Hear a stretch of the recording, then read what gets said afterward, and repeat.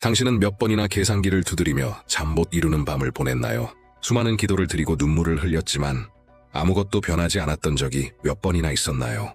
만약 제가 성경 속 한 단어가 당신의 재정적인 삶을 뒤바꿀 수 있다고 말한다면 믿으시겠습니까? 그런데 거의 아무도 그것을 알아채지 못합니다. 이건 미신도 아니고 마법도 아닙니다. 믿음으로 선언할 때 빚이 사라지고 막혀있던 문이 열리는 강력한 시편 속에 숨겨진 영적인 비밀입니다. 저와 함께 하세요. 오늘 당신은 이 단순하고도 거룩한 실천이 어떻게 재정적 자유의 시작이 될 수 있는지 알게 될 것입니다.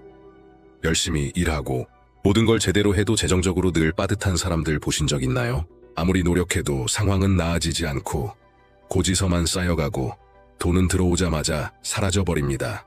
늘 한 발짝 뒤처진 느낌이죠. 이것은 단순한 계획 부족이나 운이 나빠서가 아닙니다. 눈에 보이지 않지만 실제로 존재하는 더 깊은 차원의 무언가가 작용하고 있습니다. 에베소서 6장 12, 절은 우리의 싸움이 혈과 육이 아니라 하늘에 있는 악한 영들과의 전쟁이라고 말합니다. 이 말은 우리가 이 땅에서 겪는 많은 싸움, 특히 재정적인 문제들이 영적인 원인에서 비롯된다는 뜻입니다. 조용히 작용하면서 우리의 힘을 약화시키고 성취를 방해하며 재정을 고갈시키는 보이지 않는 영향력이 존재합니다. 이것은 눈에 보이지 않는 세계에서 시작되는 악순환입니다. 먼저 내가 돈을 못 갚으면 어쩌지? 라는 두려운 생각이 들어오고 이어서 끊임없는 불안이 평안을 앗아가며 결정을 마비시킵니다. 그리고 마침내 도움을 요청하지 못하게 만드는 조용한 수치심이 찾아옵니다. 사람들은 문제의 원인을 월급, 직장, 정부 탓으로 돌리지만 근본적인 원인은 더 깊은 곳에 있습니다. 그것은 영적인 문제입니다. 이 패턴은 마치 보이지 않는 저주처럼 반복됩니다. 상황이 나아질 듯하면 갑작스러운 사건이 생기고 급한 지출이 생기고 열릴 것 같았던 문이 닫혀버립니다. 이것은 우연이 아닙니다. 이것은 끊어야 할 결핍의 악순환입니다. 그리고 그것은 영적인 권위로 끊어야 합니다. 이제 한 이야기에 귀를 기울여 보세요. 한 여인이 있었습니다. 그녀는 아침부터 밤까지 일했고 밤에는 아르바이트까지 하며 아끼고 또 아꼈습니다. 하지만 돈은 늘 부족했습니다. 그러던 어느 날 그녀는 결핍은 믿음과 지속성 그리고 하나님의 말씀을 선포함으로써 맞설 수 있다 는 말씀을 들었습니다. 그녀는 단순한 행동 하나를 결심했습니다. 특정한 시편을 하루 2번 읽는 것이었습니다. 아침에는 씨앗을 심듯이 밤에는 수확하듯이 읽기로 했습니다. 처음엔 아무 말 없이 혼자 했습니다. 그런데 며칠이 지나자 변화가 시작되었습니다. 먼저 마음의 평안이 찾아왔고 점점 더 명확한 결정을 내리게 되었으며 결국 기적 같은 일들이 벌어졌습니다. 예전 고객이 연락을 해왔고 갚을 수 없을 것 같던 빚이 탕감되었으며 사라지기만 하던 돈이 남기 시작했습니다. 그녀는 비로소 깨달았습니다. 중요한 것은 계속해서 달라 기도하는 것이 아니라 하나님께서 이미 약속하신 말씀을 믿음으로 선포하는 것이었습니다. 삶을 변화시키는 것은 기도의 양이 아니라 선언의 믿음입니다. 영적인 세계는 믿음의 목소리에 반응합니다. 하나님의 말씀을 선포하기 시작하면 보이지 않는 결핍의 고리를 끊고 새로운 시대를 여는 영적 위치에 서게 되는 것입니다. 시편 118편은 단순히 오래전에 쓰인 아름다운 시가 아닙니다. 그것은 예언적인 열쇠이며 하나님의 손에 의해 남겨진 영적인 암호입니다. 보이지 않는 사슬에 얽매여 있던 인생의 영역들을 풀어내는 비밀 코드인 것입니다. 이 시편을 읽을 때 우리는 단순히 기도하는 것이 아니라 선언하고 있는 것입니다. 믿음을 행동으로 옮기며 인간의 이해를 뛰어넘는 신성한 원리를 작동시키는 것입니다. 많은 사람들이 기도를 하면서도 동시에 패배를 선언하는 말을 하고 있습니다. 하나님을 믿는다고 말하면서도 힘들다, 안 된다, 나아지지 않는다고 반복합니다. 이는 기도로 구한 것을 말로써 취소하는 것입니다. 시편 128편은 기도와 선언의 차이를 가르쳐줍니다. 기도는 구하는 것입니다. 선언은 믿음으로 확정하는 것입니다. 기도는 시작이고 선언은 행동하는 믿음입니다. 그리고 여기 아주 중요한 비밀이 있습니다. 이 시편을 하루에 2번 읽는 2라는 숫자에는 영적인 무게가 담겨 있습니다. 성경에서 숫자 2는 언약, 확증, 동의를 상징합니다. 아침에 이 시편을 읽는 것은 믿음의 씨앗을 심는 것이고 그날이 복된 날이 되기를 선포하는 것입니다. 밤에 다시 읽는 것은 그 선언을 확정하고 하나님께서 보이지 않는 곳에서 이미 일하시기 시작한 일들에 대해 감사하는 것입니다. 이것은 미신이 아닙니다. 이것은 영적인 원칙입니다. 아침에는 약속을 선포하고 밤에는 그 약속을 영으로 봉긴하는 것입니다. 이 반복은 의식이 아닙니다. 그것은 인내입니다. 그리고 모든 진정한 언약은 지속성을 요구합니다. 믿음은 목적을 가지고 반복되는 것에서 힘을 얻습니다. 더 놀라운 것은 시편 128편이 일반적인 내용이 아니라는 것입니다. 이 시편은 원수가 가장 자주 공격하는 세 가지 영역 1. 가정, 장수에 정확히 작용합니다. 첫 번째 영역은 일입니다. 시편은 이렇게 말합니다. 내 손이 수고한 대로 먹을 것이라. 즉, 하나님께서 당신의 수고의 열매가 빼앗기지 않도록 보장하신다는 뜻입니다. 얼마나 많은 날을 일하며 최선을 다했음에도 불구하고 돈이 사라지는 것을 경험했나요? 당신의 헌신에 비해 수입이 부족하다고 느낀 적은요? 이 약속은 당신의 생계를 위한 영적 방패입니다. 당신이 심은 것은 반드시 거둘 것입니다. 하나님께서는 당신의 노동의 결실이 손에서 흘러나가지 않고 당신에게로 돌아오도록 재정렬하고 계십니다. 두 번째 영역은 가정입니다. 시편은 이렇게 말합니다. 내 아내는 네 집 안방에 있는 열매 맺는 포도나무 같으며 내 자식들은 네 식탁 주위에 있는 감람나무 같으리로다. 이 말씀은 가정 안에 평화와 정서적 풍요, 관계적 번영의 환경을 세우는 것입니다. 원수는 가정이 혼란스러울 때 주변 모든 것이 약화된다는 것을 잘 알고 있습니다. 그러나 이 시편은 당신의 집을 균형과 연합, 성장의 기름 부음으로 감쌉니다. 이 축복은 당신에게만 머무르지 않고 당신 주위 사람들과 다음 세대에게까지 확장됩니다. 세 번째 영역은 장수와 안정입니다. 네 자손의 자손을 볼 것이라. 이것은 지속성, 유산, 영적 정서적 안정의 약속입니다. 이것이 진정한 번영입니다. 단지 물질적인 것이 아닌 영혼과 건강, 삶의 모든 계절에 동행하는 평안의 번영입니다. 시편 128편은 사방에서 당신을 보호하는 영적인 요새와 같습니다. 당신을 마비시키려는 공격에는 방패가 되고 당신의 전진을 막으려는 것에는 검이 됩니다. 그리고 막는 것에 대해 말하자면 아마 이런 경험이 있을 겁니다. 월급이 들어오자마자 한숨 돌릴 틈도 없이 문제가 발생합니다. 차가 고장나고 가스가 떨어지고 깜빡한 고지서가 나타나고 가족이 도움을 요청합니다. 안도의 순간이 곧 걱정으로 바뀌는 것이죠. 이것은 정상적인 일이 아닙니다. 이것은 영적인 공격입니다. 이것은 메뚜기 영의 공격입니다. 말라기서에서 하나님은 당신이 누리기도 전에 소비해버리는 이 영에 대해 말씀하십니다. 이 메뚜기 영은 당신의 수확을 방해하고 많은 수고에도 적은 결과를 얻게 만듭니다. 이 영은 당신의 피로 좌절, 불신을 먹고 삽니다. 그리고 이 영기 들어오는 틈은 불평, 믿음 없음, 영적인 무장의 부재입니다. 그러나 시편 128편을 하루에 2번 선포하기 시작하면 당신 주위에 담이 세워집니다. 당신은 단지 말을 반복하는 것이 아닙니다. 영적인 명령을 내리는 것입니다. 보이지 않는 세계에 이렇게 선언하는 것입니다. 이곳은 하나님이 다스리신다. 이곳은 수고의 열매가 보호받는다. 이곳에서는 예상치 못한 문제들이 돈을 앗아가지 못한다. 이곳의 가정은 건드릴 수 없다. 이곳의 삶은 평안과 공급과 종기의 언약 아래에 있다. 당신은 하나님의 약속에 변두리에서 살아가기 위해 태어난 것이 아닙니다. 당신은 일하고도 돈이 사라지는 인생을 살기 위해 태어난 것이 아닙니다. 당신은 다스리기 위해 태어났습니다.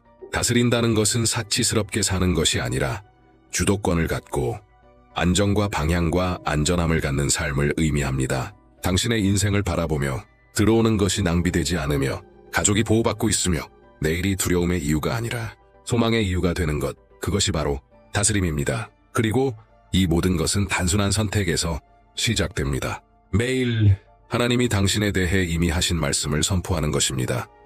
많은 사람들이 매일 재정적인 응답을 구하며 기도합니다. 빚에서의 해방, 열린 문, 새로운 기회를 구합니다. 그럼에도 불구하고 같은 순환 속에 갇혀 있습니다. 왜일까요? 기도가 부족해서가 아닙니다. 의심이 있기 때문입니다. 당신이 입으로 선포하는 믿음과 마음속에 품고 있는 의심 사이에는 조용한 전쟁이 있습니다. 한편으로는 주님 도와주세요 라고 기도하면서도 속으로는 정말 될까? 라는 생각을 합니다. 이 의심은 비록 소리내어 말하지 않아도 영적인 세계에서는 크게 울려 퍼집니다. 그것은 기도의 능력을 무효화시킵니다. 왜냐하면 믿음은 명확한 언어를 필요로 하기 때문입니다. 믿음은 나뉜 목소리를 허용하지 않습니다. 예수님께서는 광야에서 우리에게 강력한 본을 보여주셨습니다. 시험을 받을 때 원수와 논쟁하거나 감정적으로 대응하지 않으셨습니다. 단지 이렇게 선언하셨습니다. 기록되었으되 3번이나 하나님의 말씀으로 응답하셨습니다.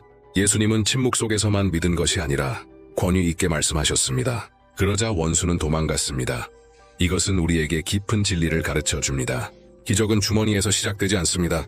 입에서 시작됩니다. 하나님의 말씀과 당신의 목소리가 일치할 때 기적이 시작되는 것입니다. 그래서 단지 기도하는 것만으로는 충분하지 않습니다. 기도는 필수지만 하나님의 약속을 담은 확고한 선언이 함께하지 않으면 기도는 단지 감정의 표출에 불과합니다. 여기서 시편 128편이 등장합니다. 부적처럼 의식처럼이 아니라 매일 당신의 믿음을 재정렬하는 영적 전략으로서입니다. 아침에 이 시편을 소리내어 읽을 때 당신은 보이지 않는 세계에 씨앗을 뿌리는 것입니다. 이렇게 말하는 것입니다. 오늘 나는 은행 장호가 아닌 하나님의 약속을 믿기로 선택합니다. 당신은 어떤 부정적인 소식보다 먼저, 고지서보다 먼저, 부정적인 생각보다 먼저 말씀을 선포하며 하루를 시작하는 것입니다. 씨앗을 심는 것입니다. 그리고 밤에는 모든 일이 기대대로 되었든 아니든 다시 읽습니다. 그러나 이번엔 다른 영으로 읽습니다.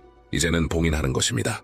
눈에 보이지 않더라도 믿음으로는 이미 보고 있음을 확증하는 것입니다. 농부가 하루 만에 열매를 보지 못해도 밤에 다시 밭에 가서 아침에 심은 것을 물 주듯이 말입니다.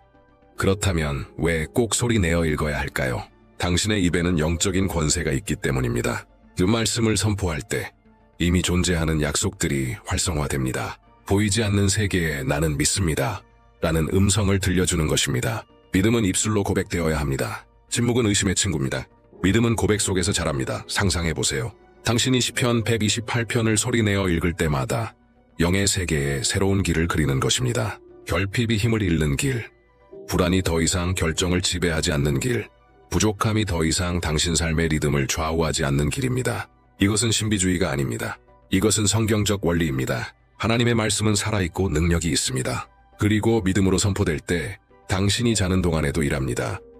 지금 이 악순환을 끊고 싶다면 마지막까지 함께 하세요. 제가 이 영적인 실천을 단계별로 안내할 것입니다. 그리고 당신은 더 이상 빚의 포로로 살지 않게 될 것입니다.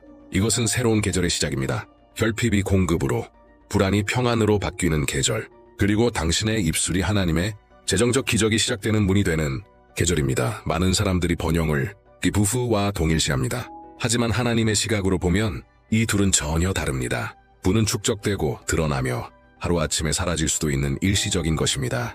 반면에 번영은 지속적이고 깊고 세대를 넘어섭니다. 성경적 번영은 통장 잔고로 측정되지 않습니다. 마음, 가정, 재정 사이의 균형으로 측정됩니다. 마음에 평안이 있고 가정에 조화가 있으며 필요한 것이 채워지는 삶, 그리고 내일을 두려워하지 않는 삶이 바로 번영입니다. 세상이 위기에 처해 있어도 하늘은 여전히 움직이고 있고 당신은 하나님의 공급 아래에 있다는 확신 속에 사는 것입니다. 하나님은 당신이 겨우 생존하는 삶을 원하지 않으십니다. 매달 재정적 불을 끄며 어떤 고지서를 미룰 수 있을지 계산하는 삶을 원하지 않으십니다. 두려움에 얽매인 제한된 굴욕적인 삶을 원하지 않으십니다. 하나님은 당신이 존엄하게, 평안하게, 목적을 가지고 살기를 원하십니다. 당신의 삶이 하나님의 신실하심을 증거하는 삶이 되기를 원하십니다. 진정한 번영은 영에서 시작되어 혼에 반영되고 외면으로 확장됩니다. 영혼이 치유되면 결정이 더 나아지고 마음의 평안이 있으면 생각이 더 맑아지며 내면의 균형이 생기면 돈의 사용도 더 지혜로워집니다. 그래서 시편 128편이 그렇게 강력한 것입니다. 그것은 당신의 내면을 하나님의 목적에 정렬시키고 그 후의 외면을 하나님의 약속의 실현에 맞추기 때문입니다. 하지만 혹시 이렇게 생각할 수도 있습니다. 하나님이 이런 삶을 원하신다면 왜 내가 번번이 돈을 벌어도 손에서 사라지는 걸까? 왜 항상 돈이 들어오면 무언가 예상치 못한 일이 생길까요? 타이어가 펑크나고 깜빡한 고지서가 나타나고 가족이 도움을 요청하고 약을 사야 할 일이 생기고 결국 들어온 돈은 자취도 없이 사라집니다. 이것은 하나의 패턴이 됩니다. 사이클이 됩니다. 조용한 고통이 됩니다. 통장을 보고는 이렇게 묻게 됩니다. 어떻게 이렇게 빨리 없어졌지? 잘 들으세요. 이것은 단순한 불운이 아닙니다. 이것은 우연이 아닙니다. 이것은 영적인 차단입니다. 일상의 모습으로 가장한 결핍의 사이클이지만 그 근원은 보이지 않는 세계에 있습니다. 이것은 당신이 믿음을 잃게 만들려는 원수의 전략입니다. 절대 빠져나갈 수 없어. 이게 네 운명이야 라고 믿게 만들려는 것입니다. 하지만 하나님은 지금 당신에게 말씀하십니다. 너는 돈이 없어서 갇힌 게 아니다. 너는 영적인 요새에 갇혀 있다. 그리고 오늘 그것은 무너질 것이다. 당신은 운이 없는 사람이 아닙니다. 당신은 영적으로 막혀 있는 것입니다. 하지만 좋은 소식이 있습니다. 해결책이 있다는 것입니다. 그것은 영에서 시작됩니다. 하나님의 말씀은 우리에게 보여줍니다. 어떤 때는 기도만으로는 부족합니다. 일어나야 합니다. 입장을 정해야 합니다. 당신을 결핍에 묶어두려 했던 모든 것에 대하여 전쟁을 선포해야 합니다. 당신은 더 이상 두려움의 포로로 살아갈 수 없습니다. 미래에 대한 두려움, 전화벨 소리에 대한 두려움, 이메일을 열어 또 하나의 청구서를 볼까 두려워하는 마음, 자녀들을 바라보며 어떻게 이 모든 것을 감당할 수 있을까 고민하는 그 마음, 이 두려움은 하나님께로부터 온 것이 아닙니다. 그것은 의심에서, 불안에서,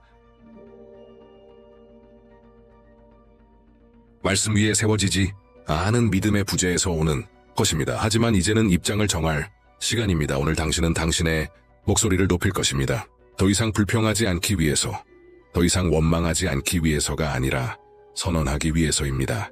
오늘 당신은 선언할 것입니다. 이제는 빚이 당신의 삶을 지배하지 못한다는 것을, 이제는 두려움이 당신의 결정을 좌우하지 못한다는 것을, 이제는 결핍이 당신의 집에 자리 잡지 못한다는 것을. 오늘 당신은 영적인 명령을 내릴 것입니다. 하늘이 들을 것입니다. 지옥이 물러갈 것입니다. 성경은 우리의 싸움이 혈과 육이 아니라 영적 권세들과의 싸움이라고 말합니다. 이는 당신의 전쟁이 단지 이자율이나 고지서, 청구서와의 싸움이 아님을 의미합니다. 당신은 보이지 않는 전쟁을 치르고 있으며 이 전쟁은 영적인 무기로만 승리할 수 있습니다. 그 무기 중 하나는 바로 당신의 입술로 하나님의 말씀을 선포하는 것입니다. 믿음은 들음에서 나며 또한 선포를 통해 나타납니다. 당신이 하나님의 말씀을 선언할 때 기적이 일어날 수 있는 영적인 환경이 형성됩니다. 그러므로 지금부터 당신의 태도가 바뀔 것입니다. 안 될 거야 라고 말하는 대신 여호와는 나의 목자시니 내게 부족함이 없으리로다 라고 선언하게 될 것입니다. 당신의 현재 상황이 어떠하든 중요하지 않습니다. 중요한 것은 당신이 그 상황에 대해 무엇을 선언하느냐입니다. 결핍은 더 이상 당신의 현실이 아닙니다. 빚은 더 이상 당신의 정체성이 아닙니다. 두려움은 더 이상 당신의 조언자가 아닙니다. 당신은 돌파할 것입니다. 성장할 것입니다. 번영할 것입니다. 그것도 겉으로만이 아니라 내면으로부터 시작하여 외면까지입니다. 준비하세요. 지금부터 몇 분 안에 당신은 단순한 말이 아닌 영적인 전쟁 선언이 될 기도를 드리게 될 것입니다. 이 기도는 당신의 평안과 재정, 믿음을 빼앗으려 했던 모든 것에 맞서는 선언이 될 것입니다. 그리고 이 기도는 당신의 삶의 새로운 시기를 여는 문이 될 것입니다. 질서와 균형, 그리고 풍성한 수확의 시간입니다. 이것은 단순한 감정이 아닙니다. 이것은 입장입니다. 당신은 이미 믿음의 씨앗을 심었습니다. 이제는 그 믿음을 당신의 입술로 활성화할 시간입니다. 왜냐하면 당신이 영의 세계에서 입장을 정하면 자연의 세계가 정렬되기 시작하기 때문입니다. 오늘 당신은 권위를 가지고 선언할 것입니다. 결핍의 사이클은 끝났다. 빚은 힘을 잃었다. 하늘의 공급이 오고 있다. 그리고 내 입술은 하나님께서 이미 약속하신 것을 나타내는 도구가 될 것이다. 주 나의 하나님, 모든 공급의 아버지시여, 이 순간 나는 겸손함으로, 그러나 영적인 담대함으로 주 앞에 나아갑니다. 왜냐하면 나는 들으실 뿐만 아니라 행동하시는 하나님과 이야기하고 있다는 것을 알기 때문입니다. 현실을 변화시키시고 운명을 바꾸시며 보이지 않는 사슬을 끊고 자녀들을 압제해서 해방시키시는 하나님과 말입니다.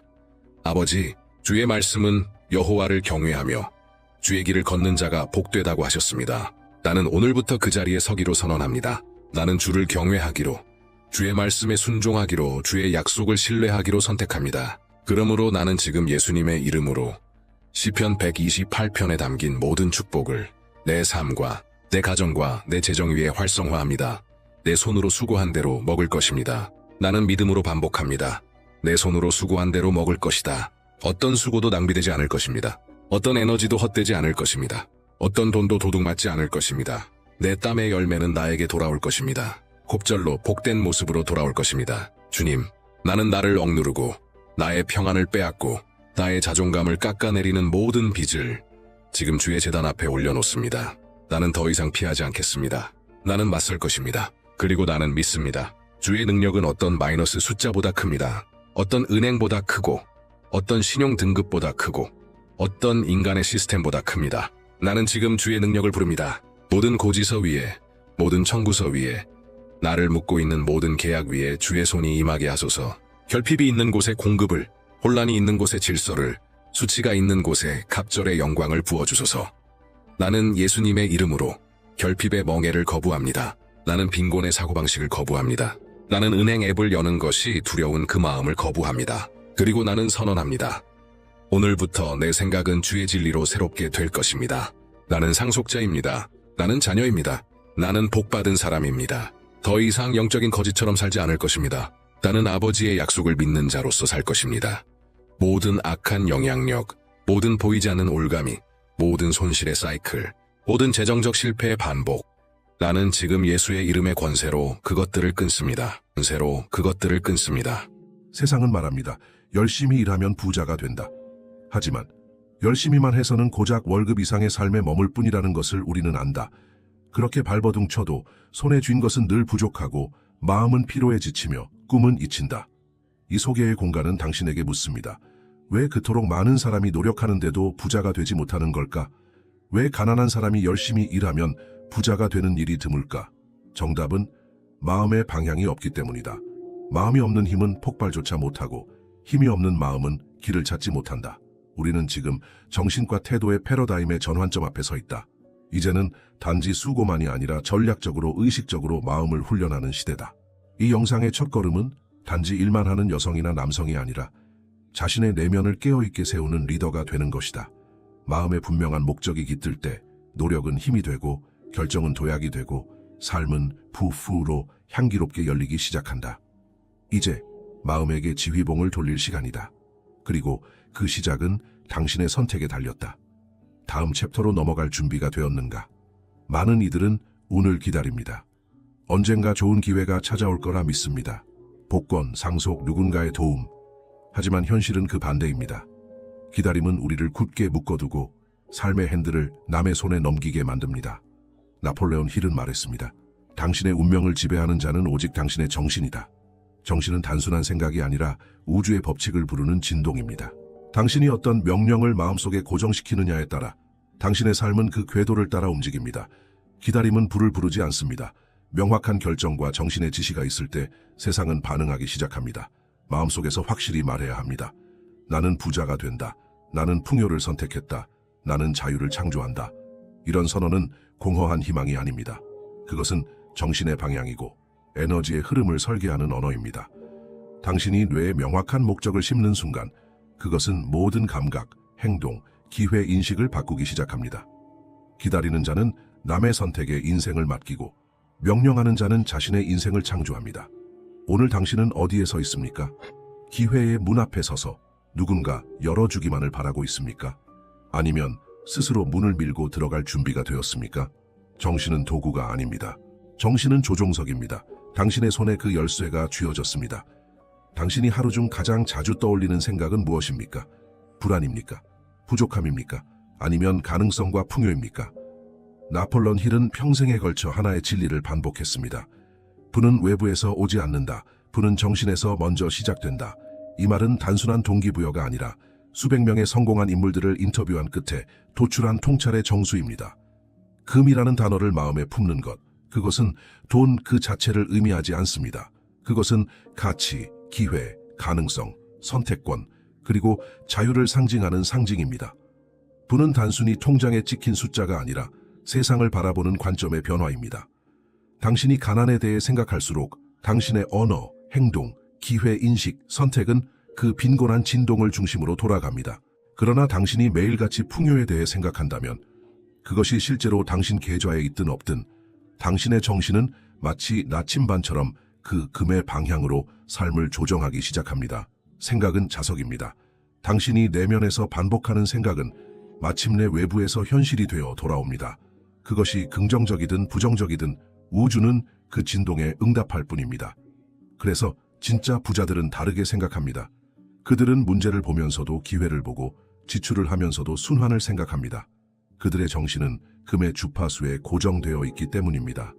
이제 묻겠습니다. 당신의 정신은 무엇을 향해 조율되어 있습니까? 당신의 생각은 불을 부르고 있습니까? 아니면 거부하고 있습니까? 이 질문에 진심으로 대답할 수 있을 때 비로소 정신이 재정의 출발점이 됨을 이해하게 됩니다. 진정한 부의 비밀은 교과서에 실리지 않습니다. 그것은 삶으로 증명된 사람들의 이야기 속에 숨어 있습니다. 앤드류 카네기, 헨리 포드, 토마스 에디슨, 찰스 슈왑, 존 록펠러. 그들은 모두 같은 출발선에서 시작했습니다. 빈손으로, 아무것도 없이. 하지만 절대로 아무 생각 없이 살지 않았습니다. 카네기는 한 가지 철학을 품고 있었습니다. 정신이 먼저다. 그 다음에 자산이 온다. 그는 단순히 강철 산업의 제왕이 아니었습니다. 그는 정신의 법칙으로 부를 증명한 첫 번째 인물 중 하나였습니다. 그는 젊은 나폴레옹 힐에게 도전 과제를 던졌습니다. 세상에서 가장 성공한 사람들의 공통점을 찾아라. 그리고 힐은 25년간 수백 명을 인터뷰합니다. 그들은 전부 다 달랐지만 단 한 가지 공통점을 갖고 있었습니다. 그들은 모두 정신의 힘을 믿었습니다. 그들은 운이나 배경, 환경을 탓하지 않았습니다. 대신 그들은 스스로를 부자로 생각했고 자신의 생각이 현실을 만들 것이라는 사실을 신념으로 품었습니다. 에디슨은 실패 속에서도 끊임없이 도전했습니다.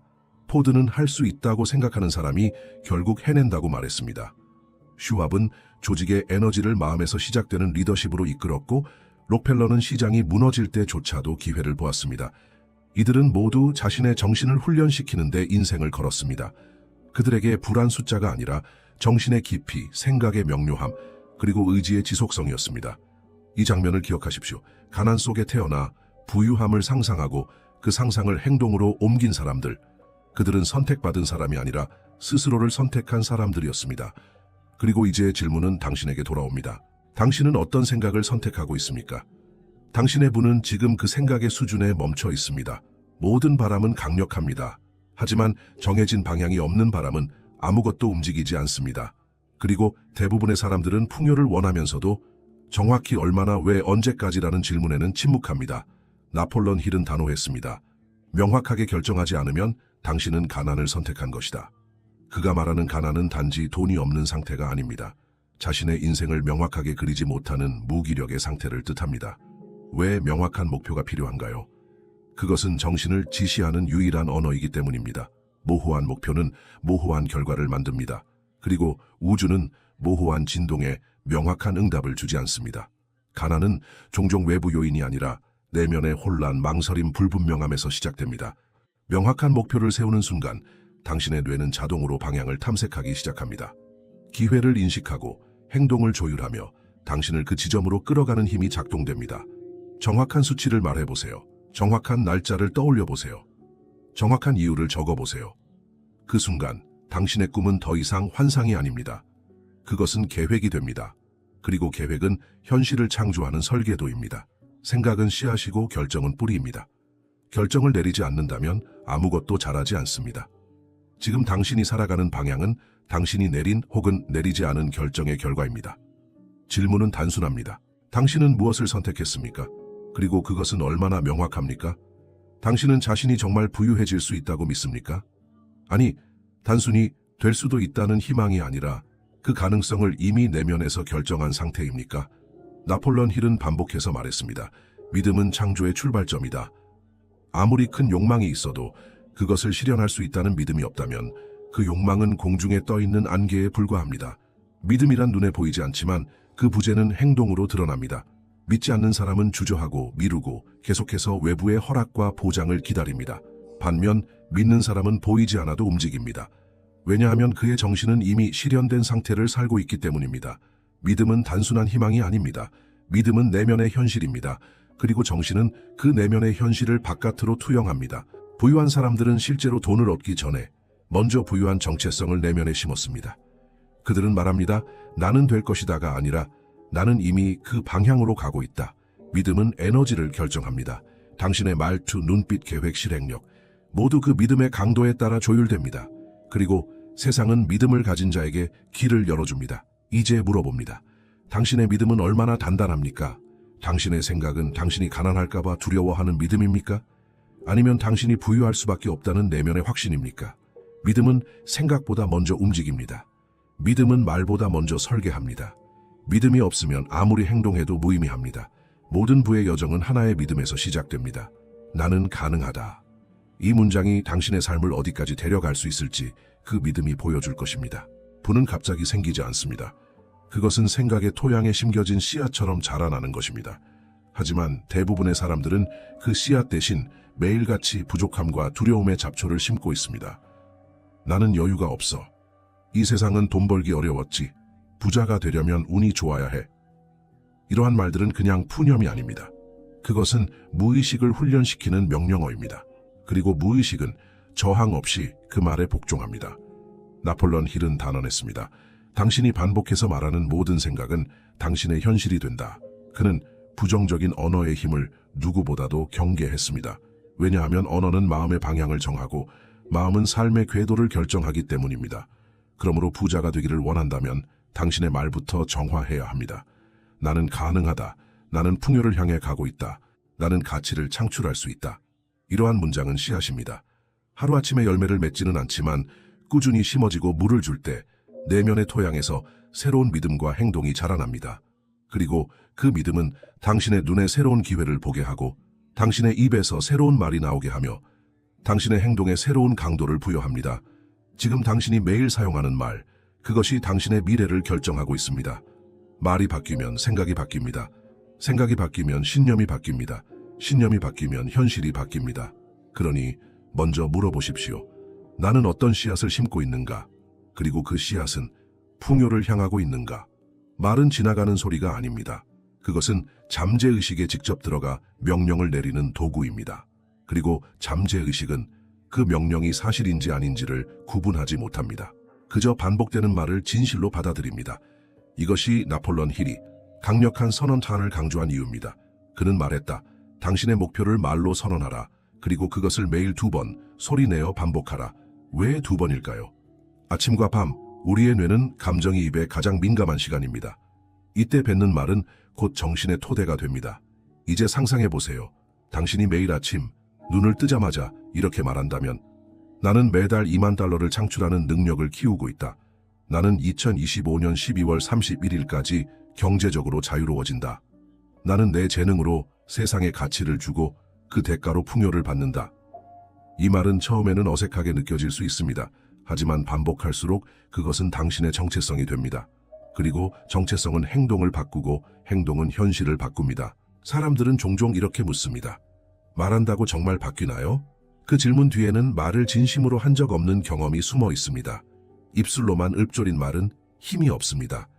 하지만 감정이 실린 선언, 심장에서 올라온 믿음을 담은 말은 잠재의식을 다시 쓰는 가장 강력한 코드입니다. 지금 당신이 말하는 문장들이 당신의 미래를 건설하고 있습니다. 그리고 그 건축 자재는 말의 에너지입니다. 자신에게 매일 선언하십시오. 선언은 주문이 아닙니다. 그것은 행동을 이끄는 맹세입니다. 내면의 현실을 바꾸기 위해 당신은 먼저 새로운 언어를 선택해야 합니다. 그 언어가 바로 당신이 부자로 살아갈 설계도입니다. 욕망은 불꽃입니다. 하지만 불꽃만으로는 무언가를 태울 수 없습니다. 그 불꽃이 구체적인 계획의 나무를 만나야 비로소 현실을 태우고 변화시킬 수 있습니다. 나폴레옹 힐은 말했습니다. 모든 부는 욕망에서 시작된다. 하지만 그 욕망은 행동 가능한 계획으로 전환되어야 한다.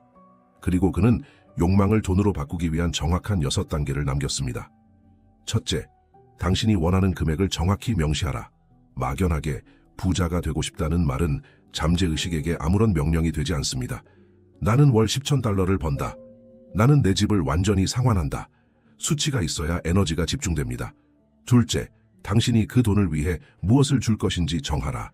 세상에 공짜는 없습니다. 가치의 교환이 없는 분은 허상일 뿐입니다. 나는 내 전문성을 통해 문제를 해결한다.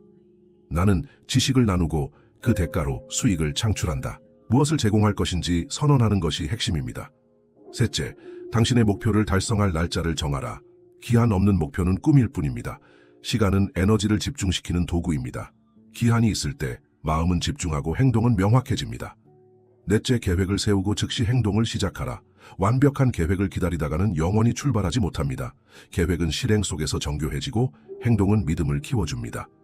다섯째, 지금까지 정리한 금액, 교환 가치, 기한, 계획을 하나의 선언문으로 써내려가라. 여섯째, 그 선언문을 매일 아침과 밤 2번 소리내어 읽어라. 감정과 믿음을 담아 반복하고 반복하라. 그 소리는 점차 당신의 정체성이 되고 정체성은 행동을 바꾸며 행동은 결국 돈을 현실로 끌어온다. 이 6단계는 단순해 보일 수 있습니다. 하지만 수백만 명의 삶을 바꾼 실전의 원리입니다. 그는 말했습니다. 당신이 이 단계를 실천하지 않는다면 그 어떤 책도, 강연도, 기도도 불을 가져다 주지 못할 것이다. 이것은 마법이 아니라 정신과 물질의 정렬 과정입니다. 자, 당신은 지금 무엇을 원합니까? 그리고 그 대가로 무엇을 줄 준비가 되어 있습니까? 그는 가난했고 배경도 없었고 지식도 부족했습니다. 하지만 단 하나 누구도 꺾을 수 없는 의지가 있었습니다. 에드윈 C. 반스, 그는 단지 한 가지 생각만을 품고 있었습니다. 나는 에디슨과 함께 일할 것이다. 그리고 언젠가는 그의 파트너가 될 것이다. 당시의 상황을 본다면 이런 믿음은 말도 안 되는 꿈처럼 보였을 것입니다. 하지만 그는 생각을 말로 만들었고 말을 행동으로 바꿨고 행동을 습관으로 정착시켰습니다. 기차를 타고 에디슨이 있는 곳으로 갔고 그 앞에서 이렇게 말했습니다. 저는 당신과 함께 일하러 왔습니다. 그는 직업이 없었고 외모도 허름했고 추천서도 없었습니다. 하지만 그의 눈빛에는 흔들리지 않는 확신이 있었습니다. 그것은 바로 신념의 에너지였습니다. 에디슨은 그를 곁에 두었습니다. 작은 일부터 시작하게 했습니다. 하지만 반스는 결코 단순한 직원이 아니었습니다. 그는 매일 아침 자신의 목표를 상기했고 그 목표와 행동을 일치시켰습니다. 몇 년이 흘렀고 마침내 그 기회가 찾아왔습니다. 에디슨이 새롭게 개발한 제품을 시장에 유통시킬 파트너를 찾고 있을 때 반스는 말했습니다. 제가 하겠습니다. 그 순간 그는 파트너가 되었고 바로 그때부터 부와 명성의 길이 열렸습니다. 이 이야기는 우연이 아닙니다. 이것은 믿음이 현실을 만드는 과정을 보여주는 상징적 사례입니다. 에드윈 반스는 먼저 내면에서 파트너가 되었고 그 후에야 세상이 그를 그렇게 보기 시작했습니다. 그는 증거를 요구하지 않았습니다. 대신 그는 행동과 태도로 자신의 믿음을 증명했습니다. 그리고 그 믿음은 마침내 물질이 되었습니다. 당신은 지금 어떤 증거를 기다리고 있습니까? 혹시 믿음 없이 현실을 바꾸려 하고 있진 않습니까? 물질은 눈에 보입니다. 하지만 그 물질을 만드는 것은 보이지 않는 정신의 에너지입니다. 그리고 그 에너지의 핵심이 바로 믿음입니다. 나폴레온 힐은 반복해서 말했습니다. 믿음은 창조의 시작점이다. 그 어떤 성취도, 그 어떤 부도 먼저 믿음 없이 현실화되지 않는다. 믿음은 단지 종교적 감정이 아닙니다. 그것은 정신의 주파수입니다. 당신이 깊이 믿는 것은 당신의 언어를 바꾸고 행동을 바꾸고 결국 결과마저도 바꾸게 됩니다. 하지만 대부분의 사람들은 먼저 보고 싶어 합니다. 보이면 믿겠다. 그러나 정신의 세계는 그 반대입니다. 믿어야 보인다. 당신이 먼저 신념을 심고 그 신념이 감정을 만들고 그 감정이 행동을 만들고 그 행동이 반복될 때 비로소 현실이 변합니다. 반스는 그랬습니다. 그는 누구도 인정하지 않았던 자신의 가능성을 스스로 믿었고 그 믿음이 기회를 만들었습니다. 믿음은 불을 밝힙니다. 어두운 현실 속에서도 길을 찾게 해줍니다. 그것은 감정의 스위치이자 두려움을 무너뜨리는 무기입니다. 히틀러, 간디, 마틴 루터 킹 모두 불가능을 현실로 만든 사람들입니다. 그들 안에는 공통된 힘이 있었습니다. 보이지 않는 것을 믿는 능력, 그리고 당신도 그 힘을 가지고 있습니다. 질문은 단 하나입니다. 당신은 자신을 얼마나 믿고 있습니까?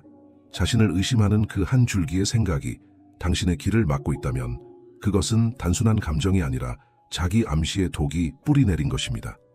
이 장에서 기억할 한 문장, 믿음 없는 목표는 종이 위의 잉크일 뿐이다.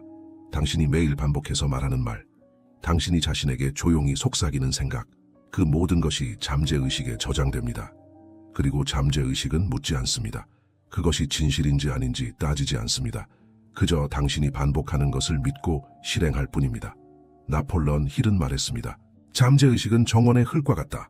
당신이 씨앗을 심으면 그것이 무엇이든 자라난다.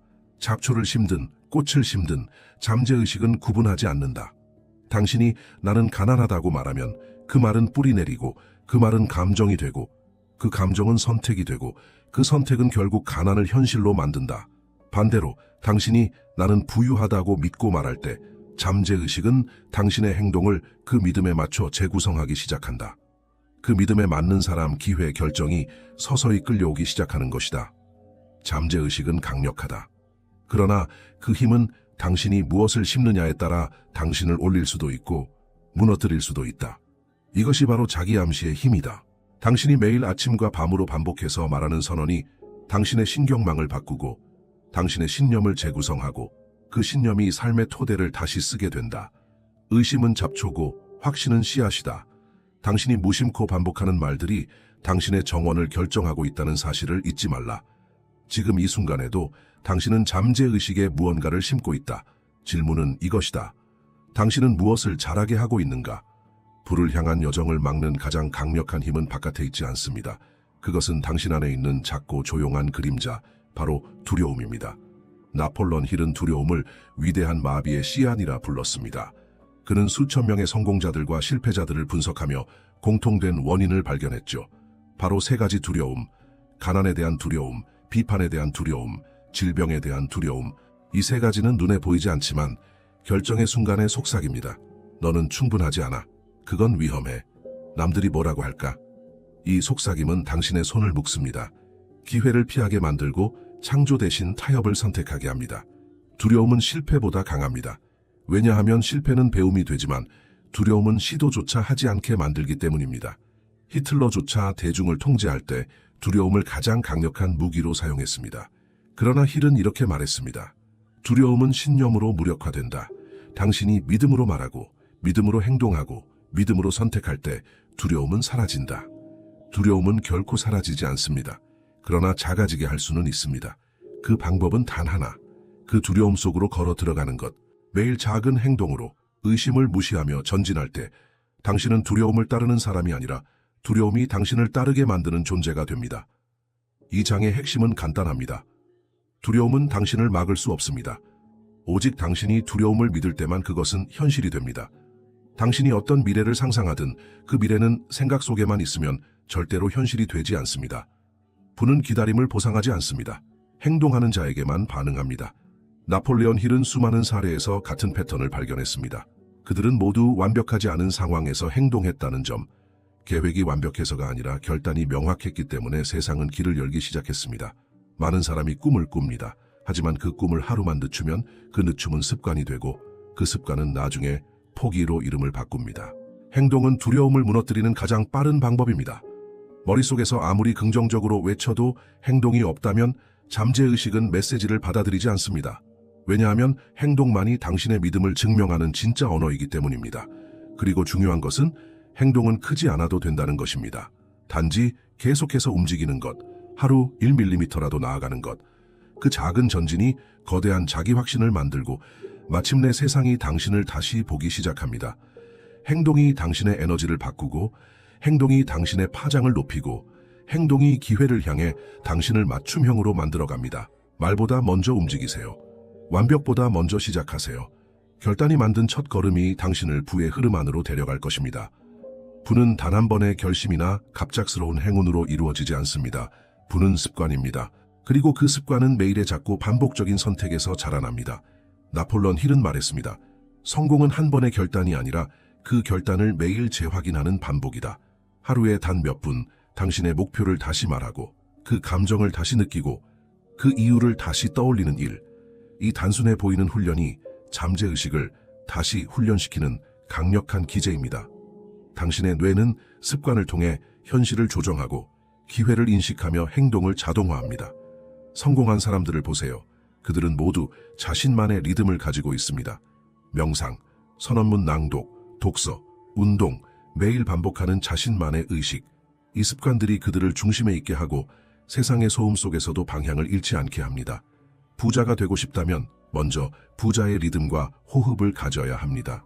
부자가 하는 방식으로 생각하고 부자가 하는 방식으로 자신을 다루고 그 방식으로 하루를 열고 닫는 것. 성공은 영감이 아닙니다. 성공은 리듬입니다. 당신이 스스로를 어떻게 훈련시키느냐에 따라 당신의 삶 전체가 조율됩니다. 자신에게 질문하세요. 오늘 나는 어떤 리듬을 살고 있는가? 그 리듬이 나를 어디로 이끌고 있는가? 당신이 매일 반복하는 것은 결국 당신이 됩니다. 그리고 부자들은 단순하지만 철저한 의식을 반복합니다. 그들은 말합니다. 그들은 믿습니다. 그들은 계획합니다. 그리고 무엇보다 그들은 실행합니다. 나폴레온 힐은 강조합니다. 매일 아침과 저녁 당신의 목표를 큰 소리로 선언하라. 이것은 단순한 자기 암시가 아닙니다. 당신의 잠재의식에게 명령을 보내는 행위입니다. 감정을 담아 말할 때 뇌는 그것을 현실로 인식하기 시작합니다. 부자의 하루는 목적이 분명합니다. 그들은 아무렇게나 시간을 보내지 않습니다. 하루의 시작은 자신에게 묻는 질문으로 시작됩니다. 오늘 나는 나의 부를 위한 어떤 선택을 할 것인가? 그리고 끝날 무렵 그들은 자신에게 또다시 묻습니다. 오늘 나는 나의 비전에 가까워졌는가? 계획은 구체적이고 실행 가능해야 하며 행동은 작아도 매일 이루어져야 합니다. 행동 없는 선언은 공허하고 계획 없는 믿음은 헛된 꿈에 불과합니다. 이 네 가지, 말하고 믿고 계획하고 실행하는 것, 이 간단한 의식이 현실을 바꾸는 거대한 파동이 됩니다. 잠깐만 생각해 보세요. 만약 1년 동안 단 하루도 빠짐없이 자신의 목표를 말하고 그것을 진심으로 믿고 작은 계획을 세우고 그 계획을 한 걸음이라도 실행한다면 그 삶은 어떻게 변할까요? 돈은 단지 숫자가 아닙니다. 그것은 자유의 도구이며 가능성의 문입니다. 나폴레옹 힐은 말합니다. 진정한 부는 단지 재물이 아니라 그 재물을 통해 무엇을 하느냐에 달려 있다. 많은 사람들이 부를 원하지만 그 깊은 이유를 모르고 추구합니다. 그래서 그들은 지치고 방황하고 때로는 자신을 잃습니다. 하지만 부의 목적이 분명한 사람은 흔들리지 않습니다. 그들은 돈을 통해 더 큰 선을 이루고자 합니다. 자신을 확장하고 타인을 돕고 세상에 자취를 남기고자 합니다. 부유한 삶은 당신에게 시간의 주권을 줍니다. 당신이 하고 싶은 일을 하고 싶은 방식으로 할 수 있는 힘, 당신의 목소리를 잃지 않고 살아갈 수 있는 자유, 그것이 부의 진정한 힘입니다. 그리고 가장 깊은 수준에서 당신은 당신 자신의 가능성을 실현할 수 있는 사람이 됩니다. 당신의 재능은 억눌리지 않고 펼쳐지며 당신의 영향력은 당신이 만나는 사람들의 삶에 깊은 흔적을 남깁니다. 부는 이기적인 축적이 아닙니다. 그것은 풍요를 창조하고 나누고 전파하는 행위입니다. 한 사람이 깨달은 내면의 부는 다른 수많은 사람들의 인생을 바꿀 수 있습니다. 기억하세요. 당신이 부를 통해 얻는 진정한 선물은 자유롭게 선택할 수 있는 삶입니다. 그리고 그 선택으로 세상을 조금 더 밝게 만들 수 있다는 가능성입니다. 인생에는 돌이킬 수 없는 순간이 있습니다. 마음이 결정을 내리고 존재 전체가 그 결정을 따라 움직이는 순간, 오늘 그 순간이 될 수 있습니다. 나폴레옹 힐은 말했습니다. 결단은 모든 부의 시작이다. 결정을 내리지 않으면 당신은 계속 누군가의 계획 속에서 살아갑니다. 당신이 원하는 삶이 아닌 우연히 주어진 삶을 반복하며 지금 이 순간 당신은 스스로에게 물어야 합니다. 나는 진정으로 부유해질 각오가 되어 있는가? 나는 더 이상 미루지 않겠다는 강한 의지가 있는가? 지휘하는 자는 망설이지 않습니다. 그는 미래를 상상하고 현재를 지배합니다. 그의 내면은 흔들리지 않으며 선택은 명확합니다. 그는 부를 기다리는 것이 아니라 부를 설계합니다. 결심은 무언가를 포기하는 것이 아닙니다. 그것은 당신 자신을 전면에 세우는 행위입니다. 마침내 당신의 내면이 외부의 소음보다 더 강해졌다는 선언입니다.